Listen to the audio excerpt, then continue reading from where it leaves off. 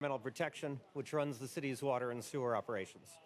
We're here today to talk about keeping water rates low for everyday New Yorkers and holding property owners accountable to pay their fair share so we can continue to provide the best drinking water in the world.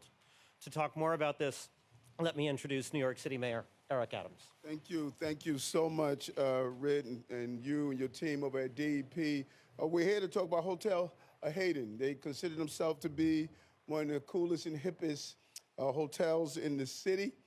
There's nothing cool or hip by keeping $400,000 in outdue water bills. This is part of approximately 2,400 other flagrant violators of the water bills that they're supposed to pay, about $40,000 per location. And we're sending a clear and loud message. You only have to pay a penny a gallon for water in New York City.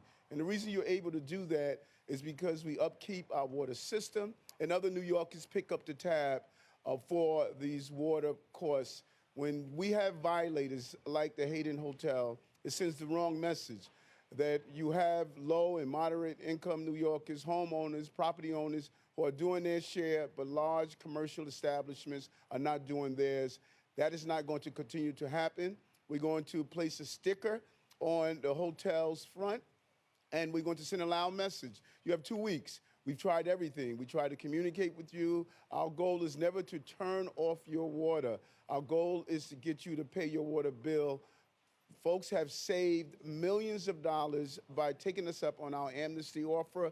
Hayden, you need to do your job as well. When you don't pay your bill, low-income New Yorkers have to pick up the tab. That is why we don't want to increase water rates in the city. We want to keep it affordable. A penny a gallon. You can pay a penny a gallon. Pay your bill. If not, we will shut off your water. As the mayor said, we don't want to shut off a single New Yorker's water. We would much rather prefer to get delinquent customers to pay or to get them into a payment agreement. Last year, DEP offered an unprecedented amnesty program. And in fact, at the mayor's request, we extended it because it was doing so well. Through that amnesty program, 100,000 delinquent New Yorkers got up to date with their water bill. We forgave $22 million in payments and fines, and we got $105 million in cash that allowed us to keep last year's water rate from going up as high as it was expected to. But the accounts that we're going after now, like the Hotel Hayden, are chronically and egregiously behind. Often, they just refuse to engage with us despite numerous outreach attempts. They're trying to ghost us and hope that we forget about their bills. But we can't forget, because the rest of us are left picking up the tab, and that's not fair.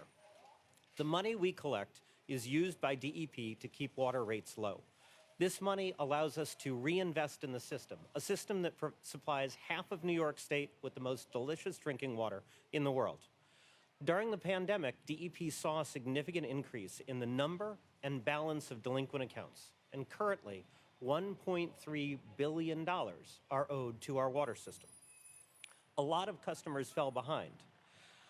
Another contributing factor to this outstanding debt is that the City Council has not renewed the city's ability to undertake lien sales, which allow us to put liens on buildings that have outstanding bills. That was previously our main enforcement tool. And we've even seen people where they are paying their property taxes, but not their water bill because they think there are no repercussions to not paying the water bill. So, absent lien sales, our only recourse is water shutoffs. And if we do have to shut off the water, the only way you can get water service turned back on is to pay the outstanding bill or enter into a payment agreement with a down payment. And you have to pay a $1,000 service restoration fee. The water shutoff notices we've been sending out are the end of the line. In any case, whenever we get to this point, we have been sending months and months worth of notices and robocalls to let people know. No one can say they didn't know they owed us money. And we have offered the programs for forgiveness and for low-income homeowners that help people get back into the black. Earlier this year, we sent out water shutoff warning letters and were able to recoup more than $3 million in one go from more than 400 overdue accounts. We will also soon be starting legal procedures against co-ops, condos, and rental apartment buildings that are delinquent.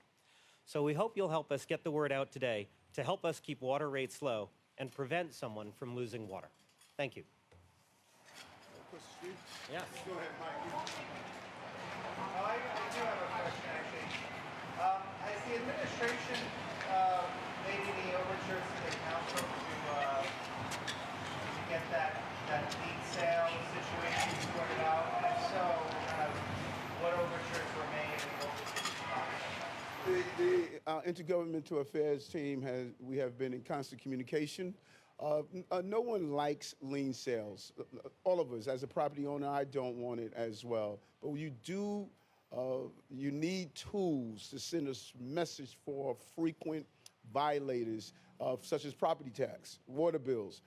That is how we fairly keep down the cost across the entire city. And we're going to continue to communicate with the council to see if we could put in place some form of lien sale that's fair, because we don't want to take property from New Yorkers based on taxes or water bills, but you do have to pay the cost of running the city. Okay?